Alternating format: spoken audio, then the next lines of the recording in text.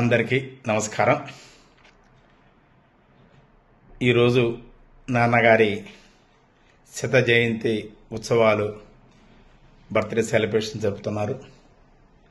అందుకు ముఖ్యంగా అన్నలు వదినలందరికీ మరియు అక్క బావగారులకి మనస్ఫూర్తిగా అభినందన తెలియజేస్తున్నాను.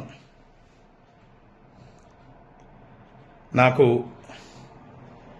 ఆస్ట్రేలియా నుంచి రావడానికి వీలు కుదరలేదు. నాన్నగారితో నాకున్న అనుబంధం ఏంటంటే,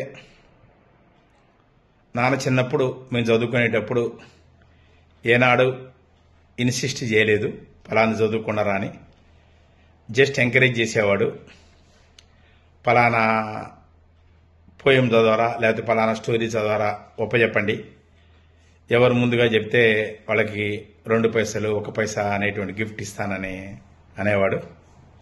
మేము కూడా ఇష్టపడి కష్టపడి చదివి ఆ 1 రూపాయి 2 పైసలు 1 పైసా కోసం ఆతృతగా చదివి ఒప్పచెప్పేవాళ్ళం. ఎంటైర్ అండ్ ఎడ్యుకేషన్లో ఏనాడు మమ్మల్ని చదువు విషయంలో ఎక్కడా కొట్టినట్టు కూడా ఏం తెలీదు.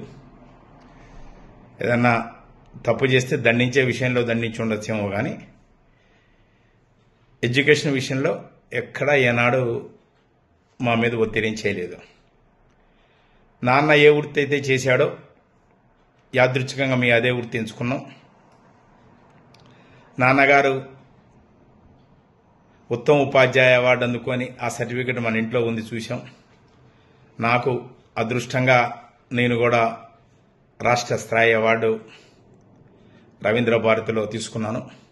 ఇప్పుడు ప్రసాద్ అన్న వదిన కూడా నా వెంబడున్నారు. చాలా హ్యాపీ. ఇంటికి వచ్చి ఆ 2 సర్టిఫికెట్స్ పక్కన పెట్టుకొని నేను అనుభవించిన ఆనందం అంతా ఇంత కాదు. I really happy.